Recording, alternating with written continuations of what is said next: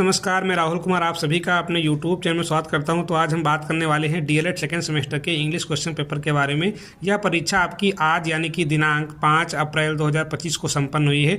तो चलिए हम इसके बहुविकल्पी क्वेश्चन करने का प्रयास करते हैं। तो पहला क्वेश्चन आपको दिया गया था, total number of sounds in English language are, मतलब यह कि अंग्रेजी भाषा में कुल जो आपके साउंड्स की नंबर कितने आपके यहाँ पर है। तो आपका ऑप्शन नंबर क्या है यहाँ पर, आपका 4 यानी कि 44 आपका बिल्कुल यहाँ पर आपका सही है। मतलब यह कि 44 आपकी जो है टोटल नंबर ऑफ साउंड्स होती हैं इंग्लिश भाषा में। अगला क्वेश्चन आपका है question number 2, the 2 receptive skills are. मैंने बताया था इसके पहले वीडियो में कि आपकी 2 स्किल्स होती हैं। पहला आपका होता है रिसेप्टिव स्किल, दूसरा क्या होता है आपका प्रोडक्टिव स्किल्स। तो रिसेप्टिव क्या होती हैं आपकी लिसनिंग और रीडिंग जो आपकी होती हैं, या क्या होती हैं यहाँ पर आपकी, ये होती हैं रिसेप्टिव स्किल्स। तो आपका जो स्पीकिंग और राइटिंग जो आपका पहला ऑप्शन है ये आपका होता है प्रोडक्टिव स्किल्स। ठीक है, तो रिसेप्टिव स्किल्स की बात यहाँ पर की गई थी, तो यहाँ पर आपका लिसनिंग और आपका रीडिंग है। अगला क्वेश्चन आपका जो है कि हु इन्वेंटेड बायलिंगुअल मेथड। मैंने इसके पहले बताया था कि बायलिंगुअल मेथड की खोज सीजे डॉटसन ने की थी। तो आपका ऑप्शन नंबर 3 यहाँ पर क्या है, बिल्कुल आपका सही है।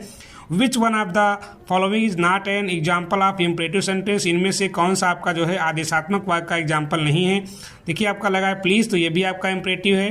गो टू योर स्कूल, ये आपका वर्ब की फर्स्ट फॉर्म यानी गो से स्टार्ट, ये भी आपका इम्परेटिव है। You should not drink coffee, यहाँ पर आपका शुड नॉट का प्रयोग किया गया है। ठीक है, तो ये भी आपका क्या है यहाँ पर आपका इम्परेटिव सेंटेंस है, क्योंकि यहाँ पर यू आपका कर्ता दिया गया है। कर्ता हमेशा क्या होता है आपका छिपा रहता है, तो आप यू को छिपा सकते हैं, तब भी आपका ये इम्परेटिव सेंटेंस होगा। हमसे पूछा कौन सा नहीं, तो यहाँ पर आपका I am going to market, ये आपका असर्टिव सेंटेंस है, ना कि इम्परेटिव। तो यहाँ पर आपका ऑप्शन नंबर 4 के यहाँ पर आपका बिल्कुल सही है।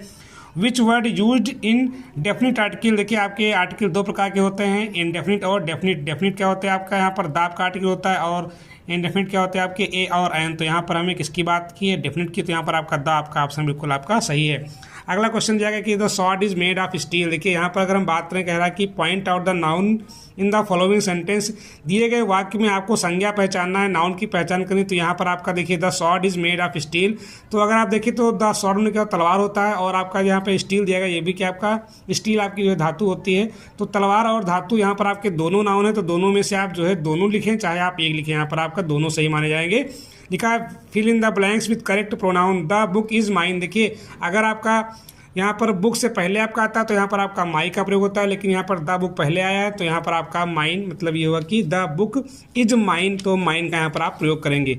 अगला क्वेश्चन आपको कह रहा है कि यहाँ पर fill in the blanks with suitable article. I have 1 rupee note. तो अगर देखें तो यहाँ पर 1 जो आपका है, यहाँ पर 1 आपका हिंदी से क्या होगा आपका 1, और हिंदी में वह क्या होता है यहाँ पर आपका व्यंजन होता है। तो यहाँ पर हम किसका प्रयोग करेंगे, ए का प्रयोग। किसका प्रयोग करेंगे, हम ए का प्रयोग करेंगे। तो ये आपके ऑप्शन हो गए, और आपके वेरी शार्ट टाइप आपके क्वेश्चन आंसर आपको हो गए।